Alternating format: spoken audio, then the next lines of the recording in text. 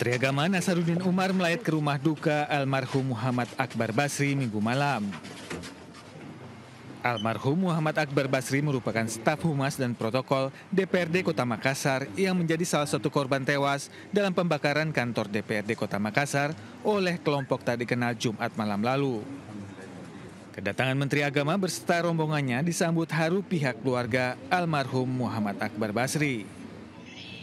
Di hadapan keluarga, Nasaruddin Umar menyampaikan bela sungkawa serta turut memanjatkan doa bagi almarhum dan berharap agar peristiwa serupa tidak terjadi lagi. Menyesal sekali kejadian ini terjadi ya. Dan kami dititipkan semoga Allah Subhanahu wa taala memberikan ketabahan buat keluarga yang ditinggal.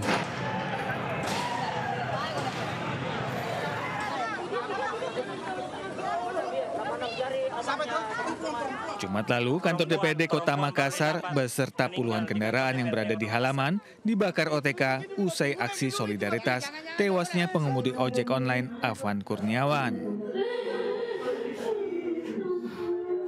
Akibat aksi pembakaran kantor DPRD Makassar ini, 3 orang tewas yakni Muhammad Akbar Basri, Sari Nawati, dan Saiful.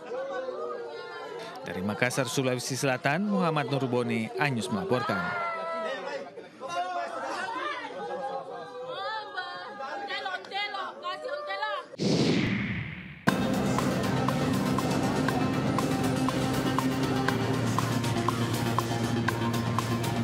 Pasca insiden pembakaran kantor DPRD Kota Makassar, tim gabungan kepolisian menggelar olah tempat kejadian perkara. Petugas telah mendata kerusakan yang terjadi termasuk sejumlah kendaraan dinas dan pribadi yang ikut terbakar di halaman kantor. Petugas juga mengumpulkan sisa-sisa material guna penelitian lebih lanjut. Polisi telah memeriksa material yang digunakan oleh sejumlah pelaku di lokasi, serta meminta keterangan saksi guna menetapkan calon tersangka yang terlibat.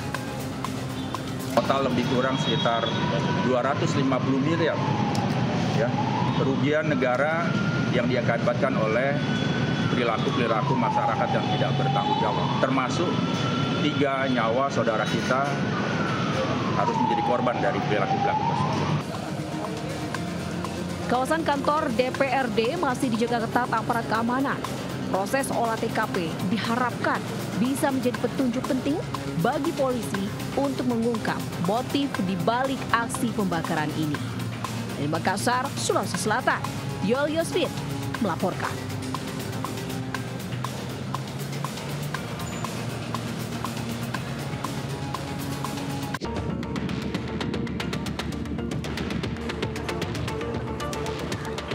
Presiden Prabowo Subianto menjenguk anggota polisi yang mengalami cedera ketika bertugas dalam mengamankan unjuk rasa beberapa waktu lalu. Presiden melihat beberapa anggota polisi yang luka, termasuk cedera berat di bagian kepala. Ada juga korban yang organ tubuhnya rusak akibat diinjak-injak saat mengamankan unjuk rasa. Dan polisi sudah tegas menindak anggotanya yang mungkin keliru. Ini sedang diselidiki. Kalau ada kesalahan akan ditindak. Tapi jangan lupa puluhan petugas yang berkorban.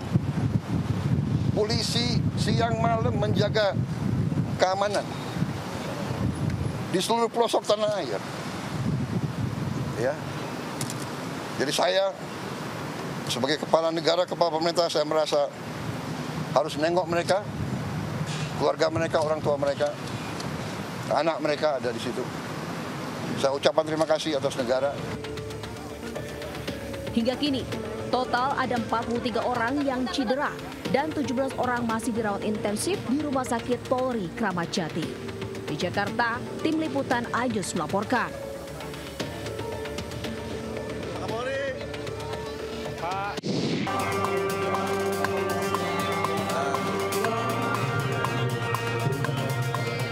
Ratusan driver ojek online bersama petugas jajaran Polrestabes Surabaya Senin pagi menggelar doa bersama di halaman kantor Mapolrestabes Surabaya. Doa bersama ini dikhususkan untuk Afwan Kurniawan, pengemudi ojek online yang tewas dalam aksi unjuk rasa depan DPR RI di Jakarta. Para driver ojol mengaku prihatin dengan kejadian yang menimpa rekannya dan meminta pihak yang bertanggung jawab mengusut tuntas dan mengadili pelaku dengan seadil-adilnya. Udah kamu udah. Almarhum. Bisa. Tenang. Dan pengorbanan almarhum bakal kita selesaikan sampai pelaku yang berapa orang itu dihukum dengan seadil-adilnya.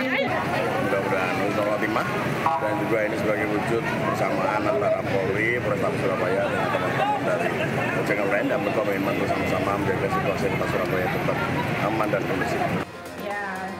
Selain doa bersama, Kapolrestabes Surabaya juga gelar aksi sosial berbagi sembako kepada ratusan pengemudi ojek online. Dari Surabaya, Jawa Timur, Nur Syafi'i melaporkan.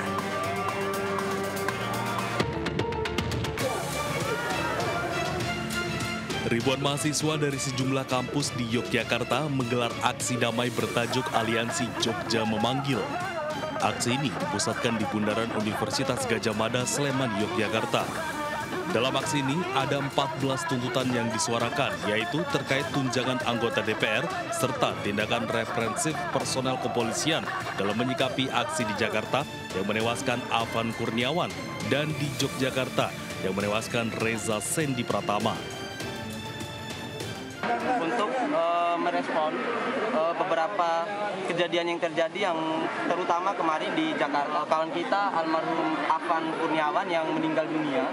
Satu lagi kawan kita Reza yang di Jogja. Aksi hari ini kita coba membangun aksi itu kan karena terjadi pelanggaran hak asasi manusia yang dilakukan aparat kepolisian.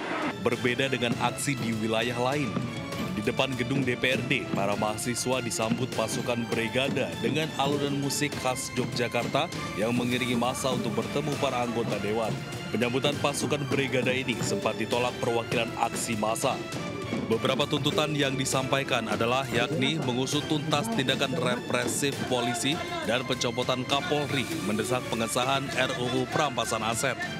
Dari Yogyakarta, Tim Liputan iNews melaporkan.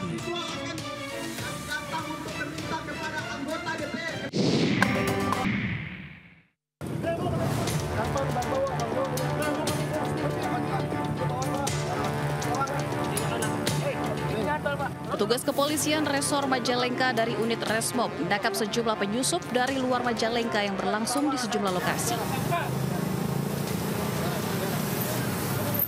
Para penyusup kebanyakan masih di bawah umur. Selain itu juga ditemukan senjata tajam yang akan digunakan pada aksi unjuk rasa. Oleh petugas, mereka digiring ke Polres Majalengka untuk dimintai keterangan. Dari Cirebon, dari mana? Kepala Kepolisian Resor Majalengka AKBP Willy Andrian belum memberikan keterangan atas penangkapan penyusup.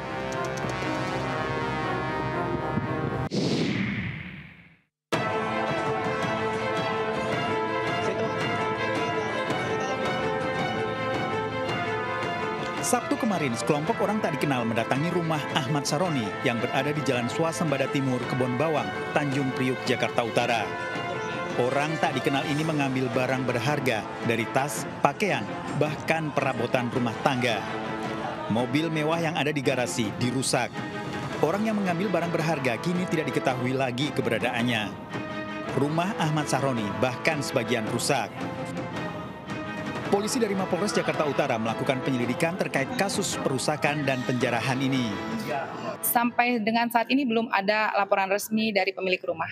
Berapa banyak saksi yang sampai dengan saat ini saksi 5 orang yang baru kita minta keterangan. Ini penegasannya belum ada yang diamankan. Belum ada yang kami amankan, baru dalam penyelidikan. Hingga saat ini belum ada warga yang diamankan pihak kepolisian. Dari Jakarta, Rizky Falupi, iNews melaporkan.